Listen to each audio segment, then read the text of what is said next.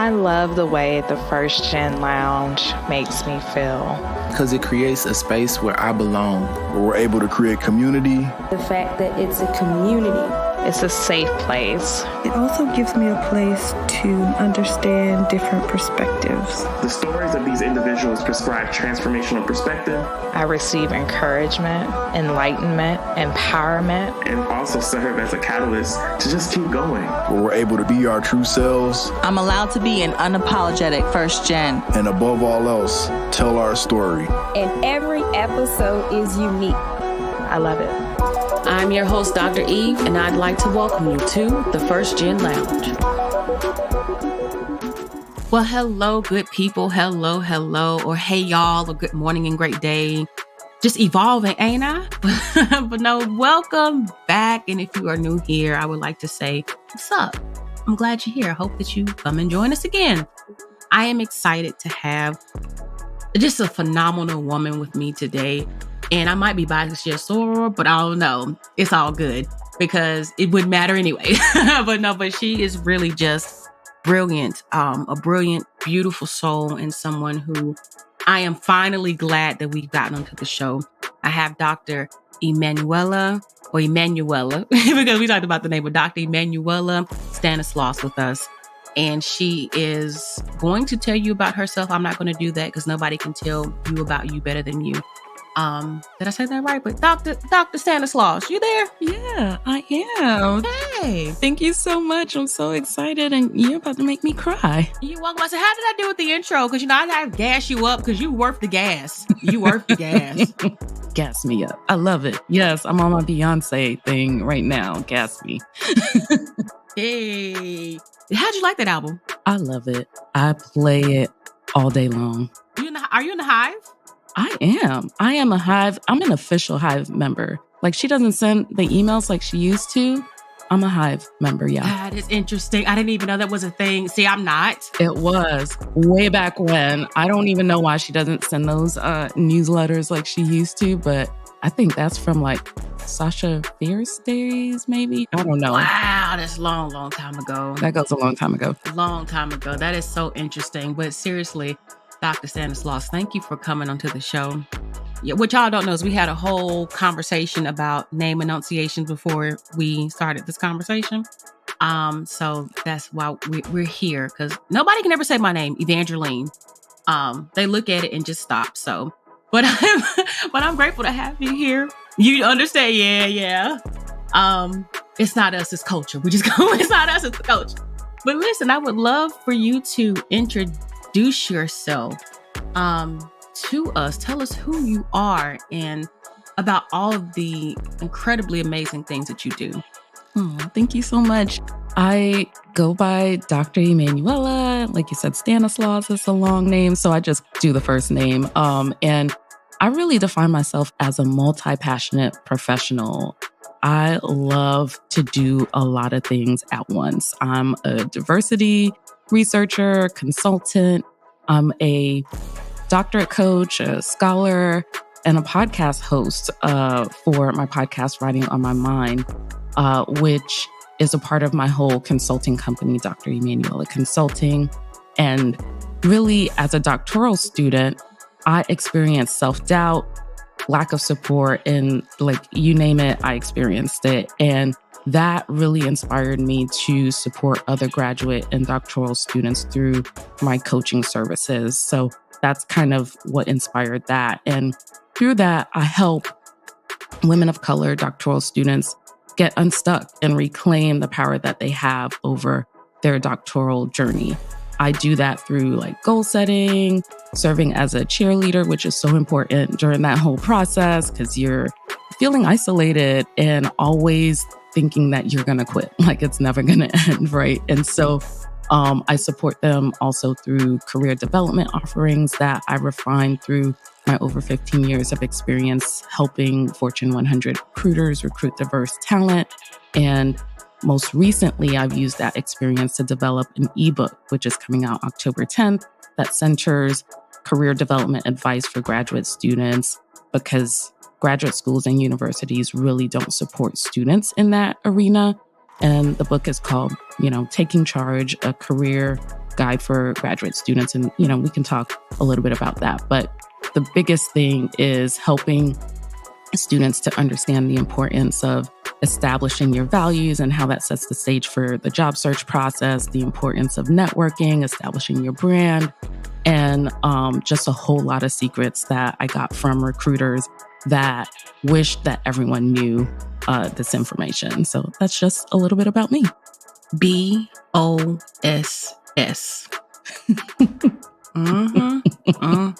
I love it. Just curious in this moment, just wanted to know, how do you keep it all together? Look, mental health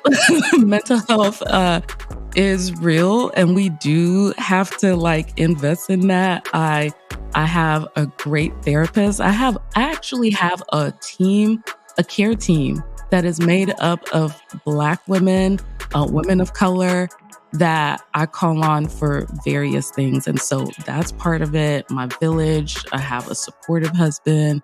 My sisters are, folks that lift me up, my parents as well. So it's really village, building that village and leaning on people. Because even though I'm a boss, I have days, I have moments, and they all help me recognize who I am. I definitely feel you on that. I want to do snaps right now. I'm going to do them. There we go. So shout out to that. For those of you who are listening, did you catch that? Build yourself a care team. Got a care team of people who can help you keep it together.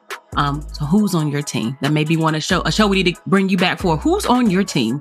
Loving that. So of all the things you've done, that you do, and I know that you've gotten through your doctorate, you're doing consulting, podcasting, coaching, just so many amazing things. What is it that led you to even get into entrepreneurship? Because this ain't something people just do. It's kind of like, what a big task to take on. So what was that experience and journey like for you? I love this question because, and it may surprise you, but my entrepreneurial dreams started with my parents, who migrated to the U.S. when they were both at the age of 29. They came from Haiti, and that journey and the life they were able to build, that's entrepreneurial in itself, building something out of nothing, right? And so they did entrepreneurial things in Haiti. My dad learned to be a tailor and taught others in the community the skill of sewing and that sort of thing. And all of that was in an effort for those folks to be able to support their families as well, right? And my mom, she sold different things as well. If you're thinking of developing countries, folks are selling things like soaps and deodorant, things that you need, right? And so they did all of those kinds of things. And even when they transitioned here, my dad just always had the bug. He was always starting some type of business, whether it's a restaurant or even continuing to tailor clothes and make his own clothes and make clothes for other people. And so I grew up in that, and I couldn't not be impacted by that happening, something always happening. And so for me, I always knew that I was always going to have my own business. For me, it looked a little different because I do it as a side business, I side hustle. That's just always been the case for me. But I still consider myself an entrepreneur. And eventually, when I got to college, I minored in entrepreneurship. And most people didn't even know what it was. We're talking about, and I'm going to age myself for these Gen Zs that may be listening, but I was in college from 99 to 2003. And during that time, people weren't talking about entrepreneurship. My peers did not know what that meant. Now it's much more, folks know this. Everyone wants to go that route, but that was me at that time. I knew exactly that I wanted to go that path. And so I minored in that. And then I had a long road of being a serial entrepreneur, which is what I call it. I had a wedding and event planning business for 7 years. I was a travel blogger for 5 years. And then now I have my consulting business, which is It's been in effect for two years right now. And so for me, it's a side venture, which works for me. I'm a side hustler. And in the future, I'm hoping that it will be full time, but that's kind of my story. It excites me so much because to be first generation and for your parents to have had entrepreneurial spirits and for you to like pick that up. Mm-hmm. And while, they brought you here and created opportunity, how you've made the most of it, not only from what they did in the modeling, but also showing up in the world in so many different ways. Because even for you to say, wedding and events to travel to now consulting, those are different industries. Growth, right? Right? Such different industries. And what you didn't say that I really appreciate is it's not that you failed, but you found where you were ready to transition and you allowed yourself to move into something different when you were ready for that. And that's huge.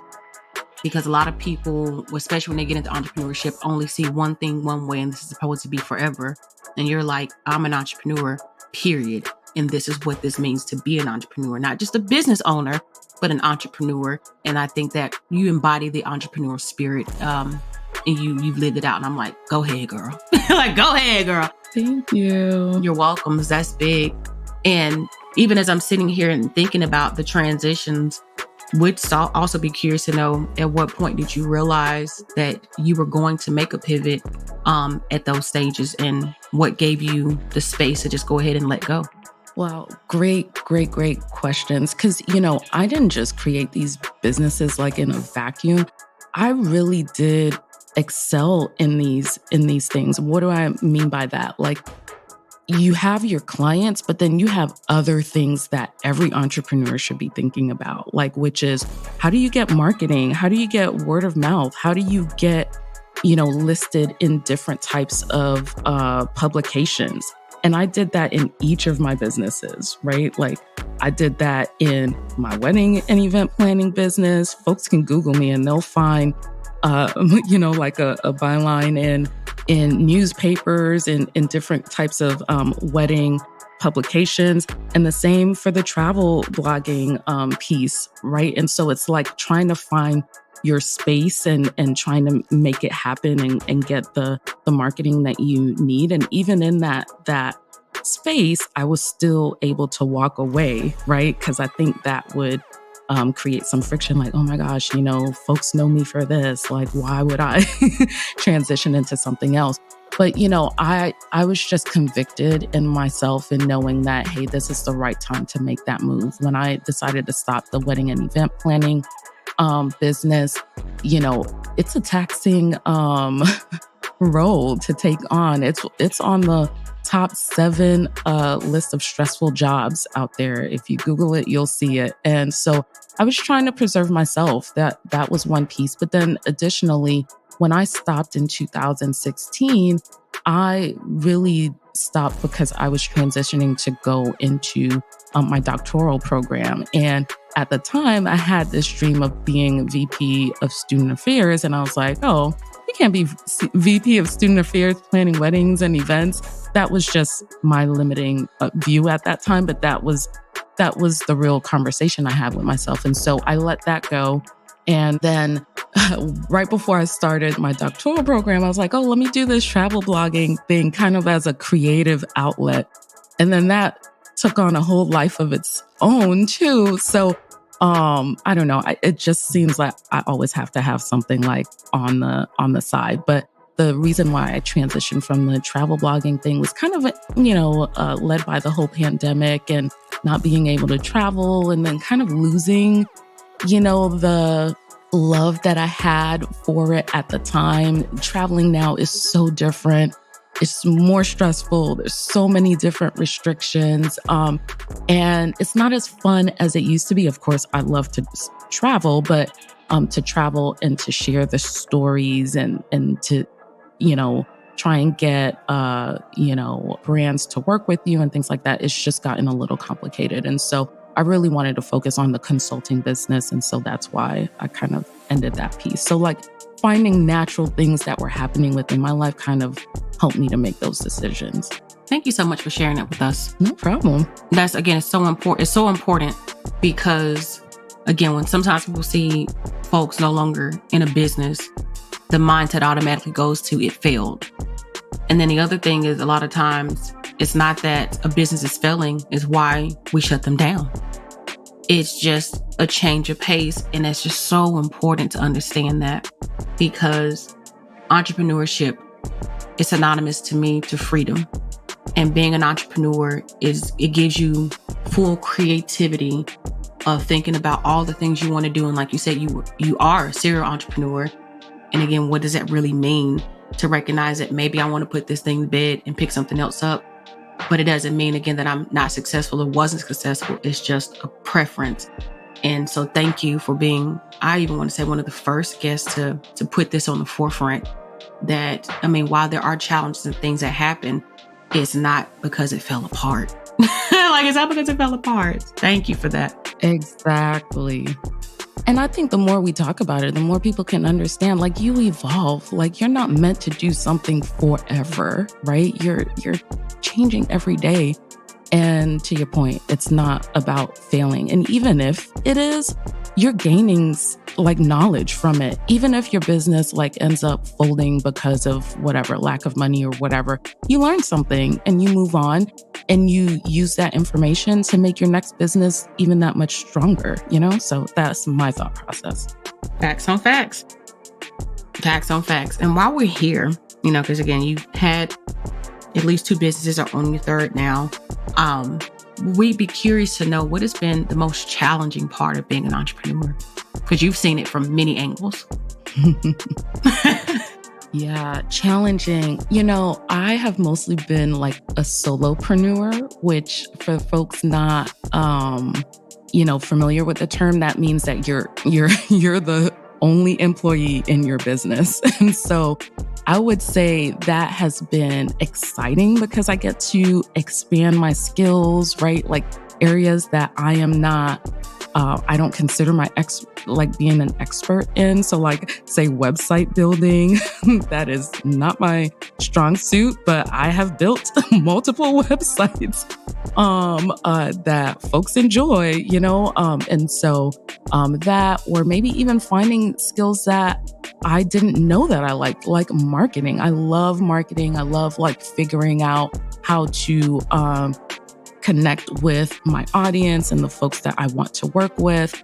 But at the same time, all of that takes me away from, the real job, which is, coaching folks individually, consulting and working with organizations, because I'm being stretched in so many different competing ways. And so I would say that's been the most challenging, trying to find the right balance, trying to find out which things need to be prioritized over other things. There are some things that I've had, like goals that I've had that I haven't been able to, really pursue because I have certain things in front of my face that are requiring more of my time, my energy, that sort of thing, or concentrating more on the things that's going to bring my business money, right? And so finding that right balance, trying to see when is the right time to hire folks, right? And either get a virtual assistant or, someone that's on part-time.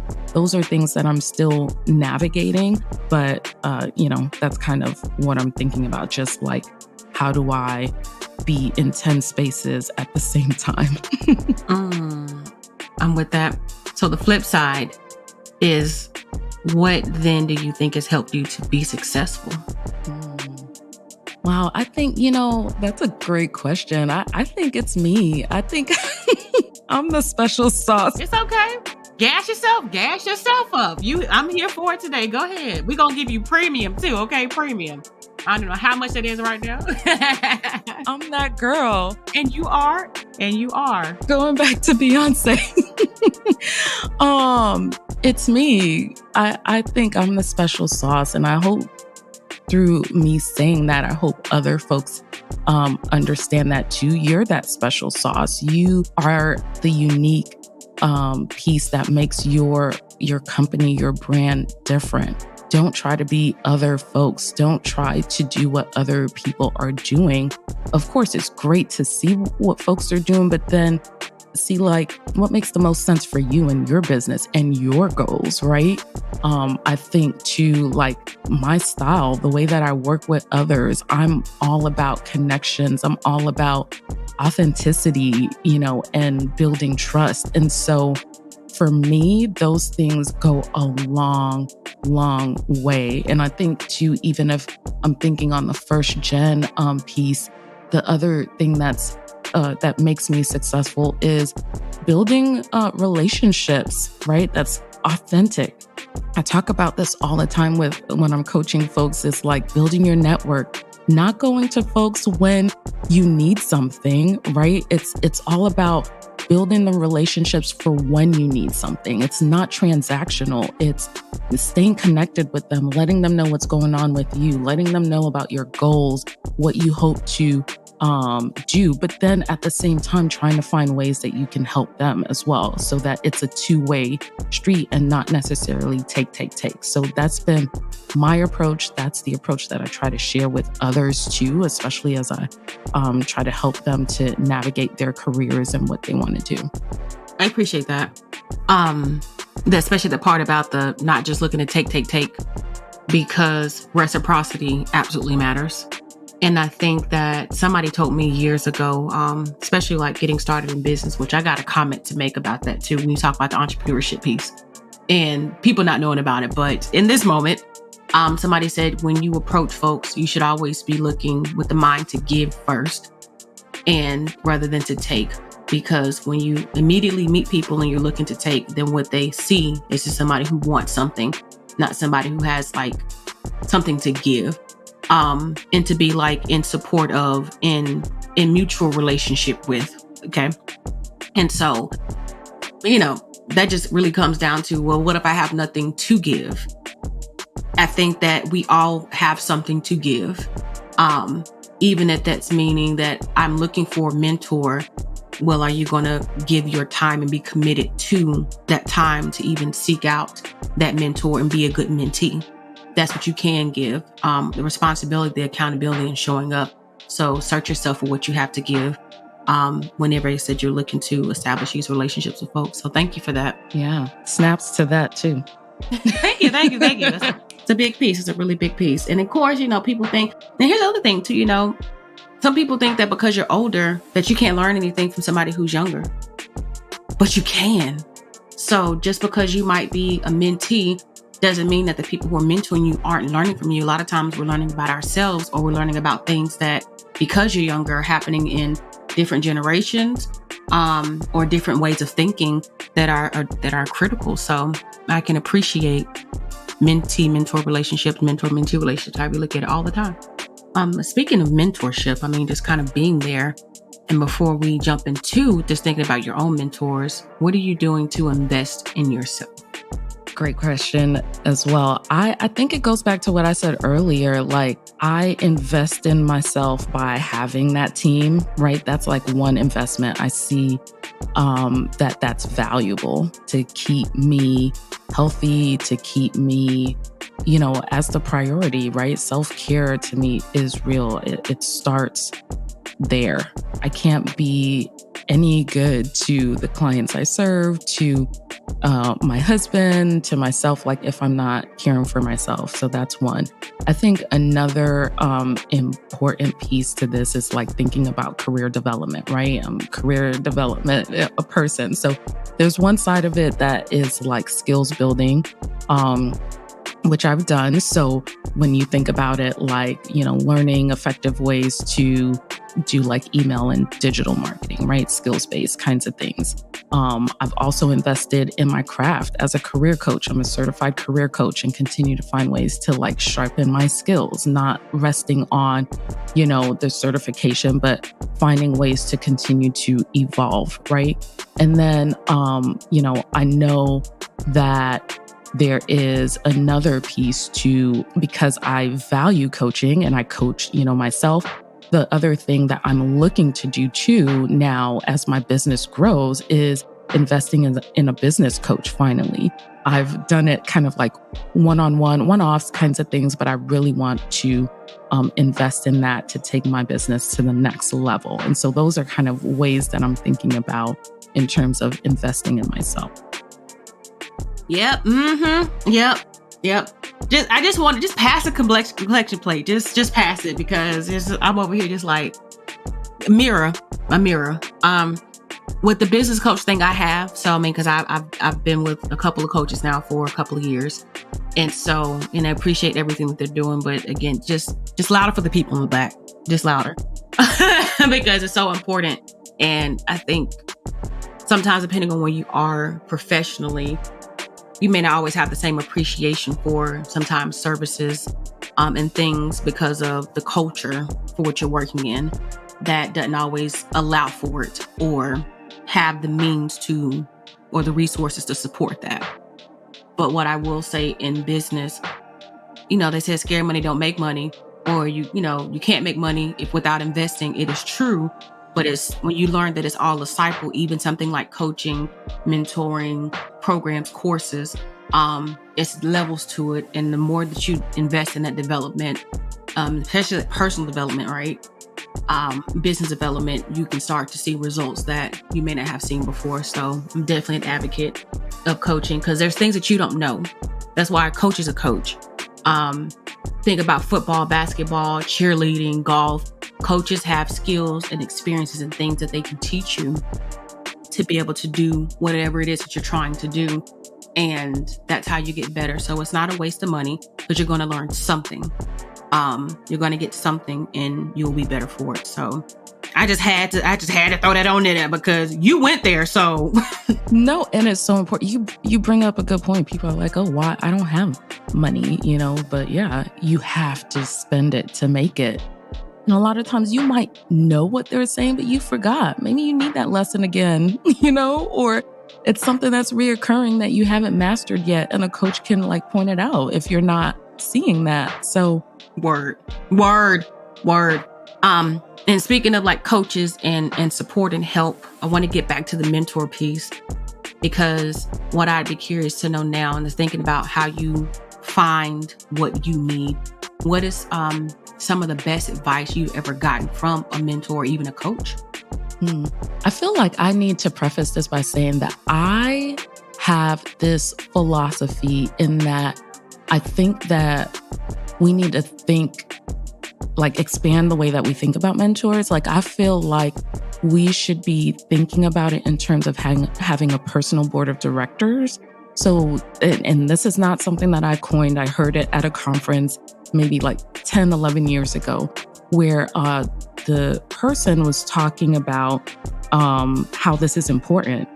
It's kind of the whole mindset of if you look at an organization or a company and they have a board of directors, they are there with different backgrounds, expertise to guide the business to reach its goals, right? And so the same thing applies with the personal board of directors. You have goals and you have folks around you that you can call on at different points in time to help guide you, towards your goals. So I think you mentioned it too, having people with different backgrounds, different ages, younger than you, same age as you, older than you, different backgrounds, different folks you admire, folks who've played different, roles in your life throughout the years. Those would be folks that I would say would be on your board of directors. So I definitely want to preface that, because that's something kind of different.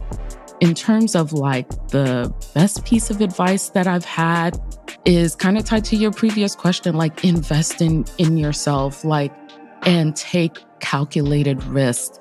Try not to be scared by something that is in front of you, a decision that you have to make, or, a risk that you have to take. And if you are scared, then I think it's something that is communicating to you that you probably need to go in that direction. So run towards it versus running away from it. Yeah.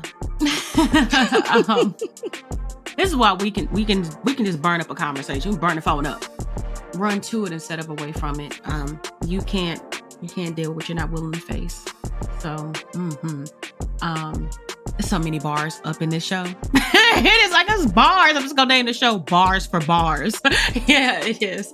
It is so great. I'm just really grateful for the conversation that we're having. And I know we're getting to a point where we're going to have to wrap it up, and I don't want to, but I definitely do want to respect, time, and definitely thinking about just the space that we're in and what we've cultivated and bringing you back. So I'm just gonna make an excuse to bring you back. Oh, thank you. I'd love to come back. You're welcome. Yeah, I would love to have you back because there's so many. Somebody who said the onions, the layers. So many things we talked about that we could definitely do several shows for. But congratulations to you again on the ebook. Very excited about that dropping because I know it's gonna be litty. Yay! But would love to hear from you though. Like aside from like what you're writing yourself, what are you reading? So, two books that come to mind. I actually just finished this book, The Speed of Trust by Stephen Covey. Is that how you say it? I know he's like... I don't know. Don't give me the line. Stephen Covey. Yes. He's very well known in the leadership space and stuff like that. And so that was a book that I heard was good, and it was good. It's great on like how to build relationships and how trust is like at the center of that. And then another book that I'm reading has nothing to do with business, but Parable of the Sower by Octavia Butler. I've just been trying to get more into her reading. She's like one of the first Black women to write in the sci-fi space.